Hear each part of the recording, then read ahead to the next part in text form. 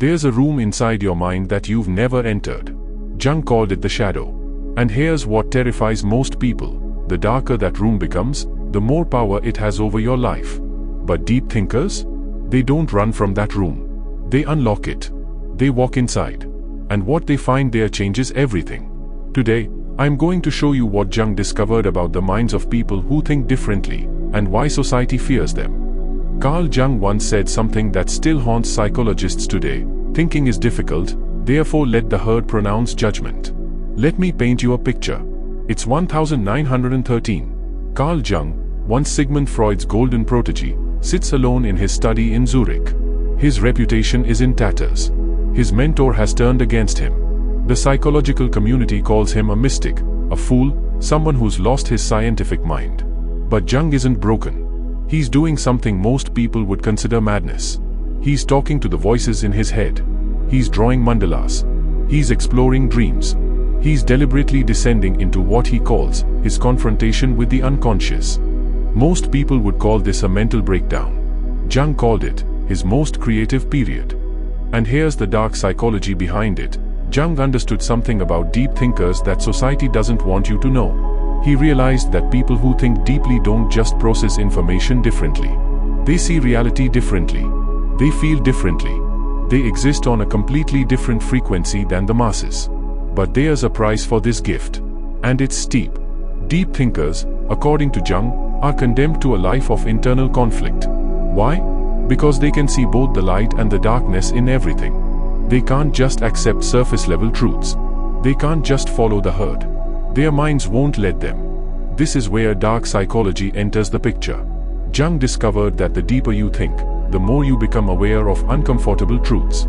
Truths about yourself, about others, about the society we've built on comfortable lies.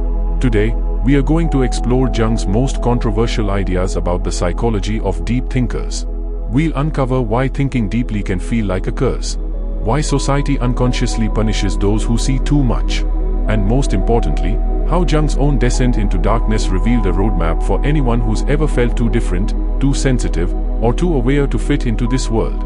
But I have to warn you, once you understand these concepts, you can't unknow them. You'll start seeing the shadow everywhere. In yourself, in others, in the very fabric of our society. Are you ready? Section 1. The burden of consciousness. Jung made a chilling observation. The more consciousness one has, the heavier the burden. Let me explain what he meant through a story. Imagine two people walking through the same shopping mall. Person A sees stores, products, and people shopping. That's it. They go home satisfied with their purchases. Person B, the deep thinker, sees the same mall but experiences something entirely different. They notice the psychological manipulation in every advertisement. They see how the music is designed to slow their walking pace. They observe the artificial scarcity tactics. They recognize the carefully calculated lighting that makes certain products irresistible. But it goes deeper. They see the exhausted worker behind the counter, trapped in a system that undervalues them. They feel the collective anxiety of people buying things they don't need with money they don't have. They sense the environmental cost of every transaction. Person B leaves the mall emotionally drained. They didn't just shop. They experienced the entire psychological, economic, and existential weight of modern consumer culture. This is what Jung called the burden of consciousness. Deep thinkers don't have an off switch. They can't unsee patterns. They can't stop analyzing. Their minds are constantly making connections that others miss entirely. And here's the dark part. This often leads to what Jung termed divine discontent. You become perpetually unsatisfied. Not because you are negative, but because you can see how things could be better, should be different, or are fundamentally broken. You are cursed with the vision of potential that hasn't been realized. Jung himself experienced this burden intensely. After his split with Freud, he couldn't just accept the prevailing theories of psychology. His mind wouldn't rest. He had to dig deeper, explore further, risk everything to understand the human psyche at a level that made others uncomfortable. He wrote, "The pendulum of the mind oscillates between sense and nonsense, not between right and wrong." Deep thinkers understand this instinctively. They know that certainty is an illusion, that most people cling to comfortable answers rather than sitting with uncomfortable questions. But this awareness comes with profound loneliness. When you think deeply, you realize that you can't share most of your thoughts with most people. Not because you are arrogant, but because the conversation requires a level of introspection and complexity that exhausts others. You learn to edit yourself constantly, to translate your actual thoughts into socially acceptable sound bites. Jung called this the development of a persona. It's the mask we wear to function in society. But for deep thinkers, the gap between the persona and the true self becomes a chasm. And in that chasm lies something Jung considered crucial to understand: the shadow. Section 2. The shadow, your dark companion. Everyone carries a shadow, and the less it is embodied in the individual's conscious life, the blacker and denser it is. This might be Jung's most important discovery. And it's deeply unsettling. Your shadow isn't just the bad parts of yourself you want to hide. It's much more complex and more powerful than that. Your shadow contains everything you've repressed, denied, or refused to acknowledge about yourself. This includes your rage, your jealousy, your selfishness, yes. But it also contains your creativity, your power, your authentic desires, and your deepest truths. Here's where it gets dark. Most people never meet their shadow. They live their entire lives projecting it onto others. Have you ever intensely disliked someone for no clear reason?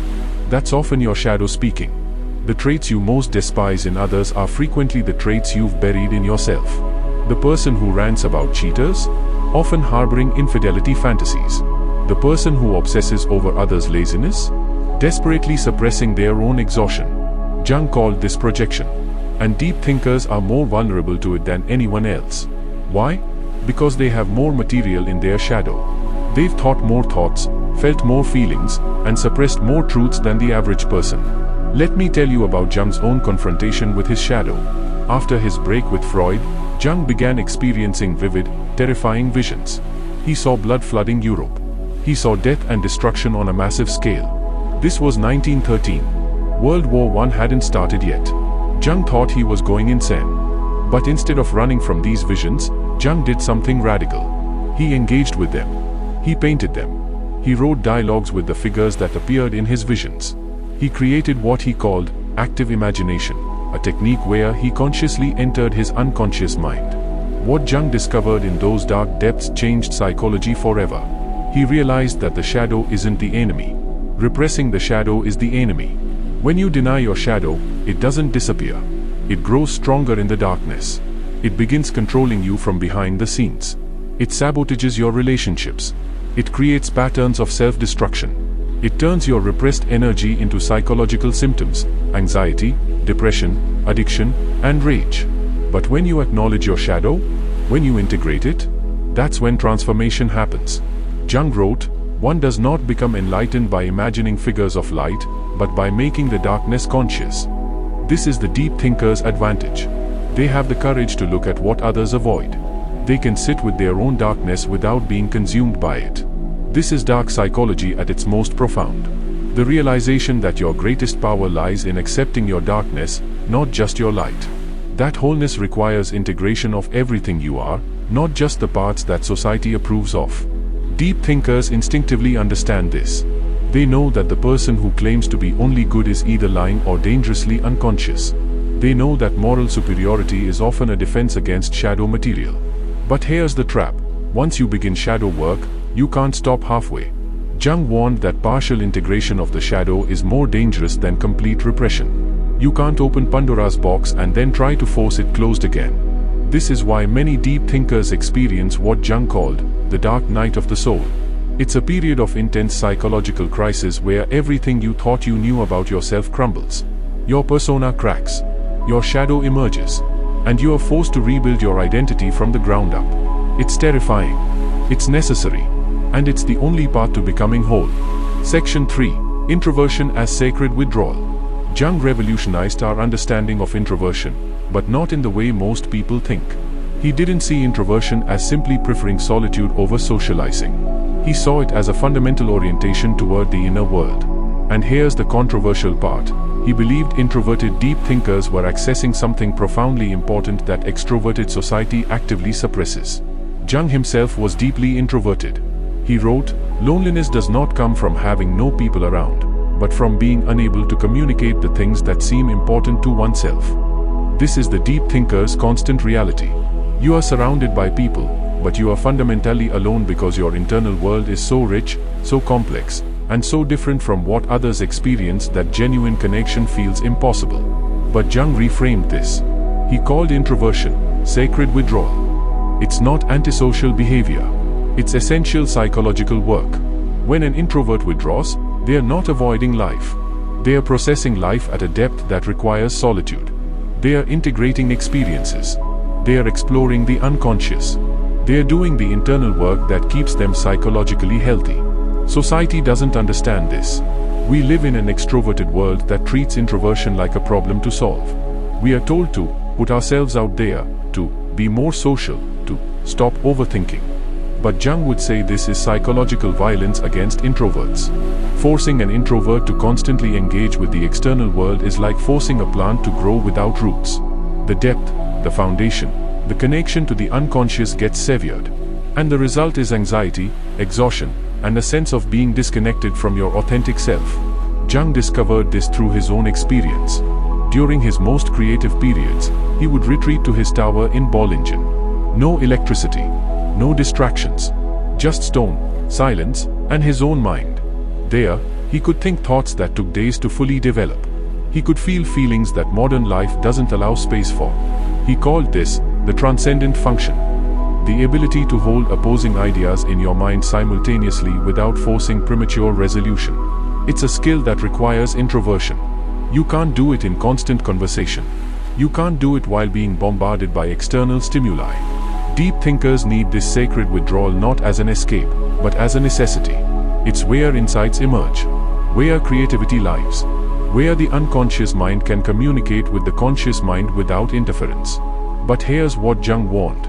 If introverts don't honor this need, if they force themselves to constantly perform extroversion, they develop what he called a neurotic persona. They become a costume of who they think they should be, completely disconnected from who they actually are.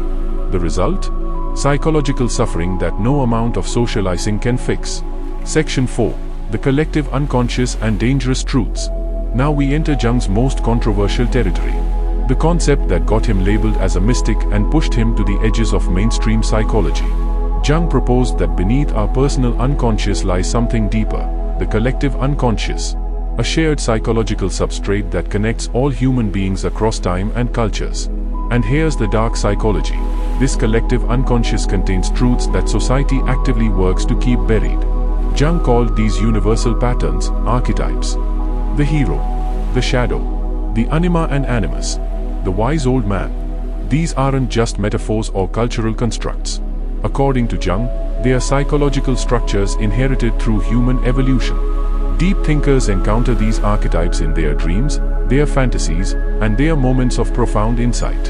And this is where it gets uncomfortable. When you become conscious of these patterns, you realize how much of human behavior is unconscious and predictable. You start seeing the same archetypal dramas playing out everywhere. The hero's journey in every political campaign. The shadow projection in every conflict. The wise old man archetype in every guru or expert we blindly follow. Jung wrote, people will do anything, no matter how absurd, to avoid facing their own souls. This is the collective defense mechanism. Society creates endless distractions, endless entertainment, endless busy work to keep people from the kind of deep thinking that might wake them up to uncomfortable realities. And deep thinkers? They can't help but see through these distractions. They recognize that most of what passes for civilization is just elaborate avoidance of the unconscious. That our politics, our religions, our social structures are often defense mechanisms against psychological truths we don't want to confront. This is why deep thinkers often feel alienated from society. They are not trying to be difficult. They are just conscious of dynamics that most people experience but never question. Jung experienced this alienation intensely. His theories about the collective unconscious were rejected by the scientific community. They were too mystical, too unprovable, too strange. But Jung didn't care about acceptance. He cared about truth. He documented his exploration of the collective unconscious in The Red Book, a massive personal journal filled with visions, paintings, and dialogues with archetypal figures. He kept it secret for decades because he knew how controversial it was. It wasn't published until 2009, nearly 50 years after his death. Why did he keep it hidden? because it revealed just how deep his descent into the unconscious had gone. It showed that his psychological theories weren't just academic exercises. They came from direct, sometimes terrifying encounters with the depths of his own psyche. This is what Jung understood that most psychologists don't. You can't fully understand the human mind from the outside. You have to go inside. You have to risk your own sanity. You have to confront the abyss within yourself. And here's the dark truth for deep thinkers. Once you've seen the collective patterns, once you've become conscious of how unconscious most of human behavior is, you can never go back. You are permanently separated from the comfort of unconscious living. You become what Jung called individuated. You are no longer just a product of your culture, your family, or your conditioning. You are a conscious being wrestling with archetypal forces that most people never know exist. It's lonely. It's difficult. And according to Jung, it's the only path to genuine psychological maturity. Section 5. Individuation, the deep thinker's destiny. So where does this leave us? Jung's psychology reveals something that society doesn't want you to know. Deep thinking isn't a gift. It's not a curse. It's a calling. It's a calling to consciousness in a world that prefers sleep. It's a calling to authenticity in a culture that rewards performance. It's a calling to integration in a society built on repression. If you've made it this far in this video, you are probably one of these deep thinkers. You've probably felt the burden of consciousness that Jung described. You've probably encountered your shadow in ways that scared you. You've probably experienced the loneliness of seeing patterns that others miss. And here's what Jung would tell you. You are not broken. You are not too sensitive. You are not overthinking. You are doing the most important work a human being can do. You are becoming conscious. But Jung would also warn you, don't do this alone. The path of individuation is dangerous when walked in isolation. You need guides, whether through books, therapy, or communities of other deep thinkers who understand what you are experiencing. The shadow can consume you if you are not careful. The burden of consciousness can crush you. The loneliness of seeing too much can lead to despair. But it doesn't have to. Jung proved that you can descend into psychological darkness and emerge not broken, but transformed. He showed that you can integrate your shadow without being destroyed by it. He demonstrated that consciousness, despite its burden, is ultimately liberating. Your deep thinking isn't a flaw in your psychology. It's the beginning of your individuation. And that process, difficult as it is what makes you fully human. If this video resonated with you, do me a favor, don't just let it sit in your mind. Hit that like button and subscribe because we are going deeper into psychological concepts that most channels won't touch. Next week, we are exploring Jung's concept of synchronicity and how deep thinkers experience reality differently. Drop a comment below. What's one shadow trait you've discovered in yourself? Let's create a community where we can discuss these ideas honestly. And if you want to go even deeper, I've linked resources about Jung's work in the description. Remember Jung's words, your vision will become clear only when you can look into your own heart. Who looks outside, dreams. Who looks inside, awakes. It's time to wake up. Jung's ultimate concept, individuation. This is the process of becoming who you truly are, separate from all external expectations. And it's brutal. Individuation requires you to separate from the collective, to question every belief you inherited, to examine every value you never consciously chose, to dismantle the persona you built for survival and discover the authentic self underneath. Jung said, the privilege of a lifetime is to become who you truly are. But he also warned that most people never attempt this. Why? Because individuation means psychological death and rebirth. It means killing off the false self you've been protecting your entire life. Deep thinkers are called to individuation whether they want it or not. Their minds won't let them rest in comfortable illusions.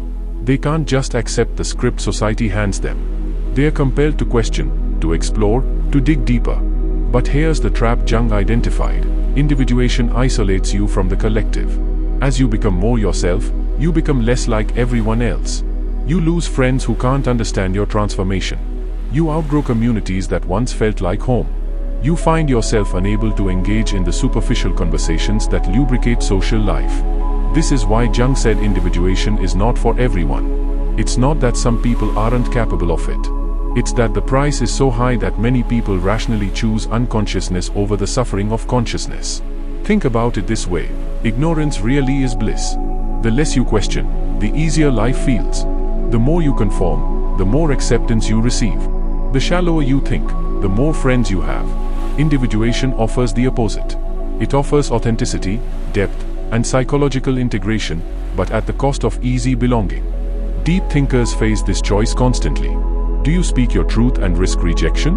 Or do you stay silent and betray yourself? Do you pursue your authentic path and face loneliness? Or do you follow the crowd and lose your soul? Jung was clear. There's no right answer. Individuation is not morally superior to collective identification. It's just a different path with different costs and different rewards.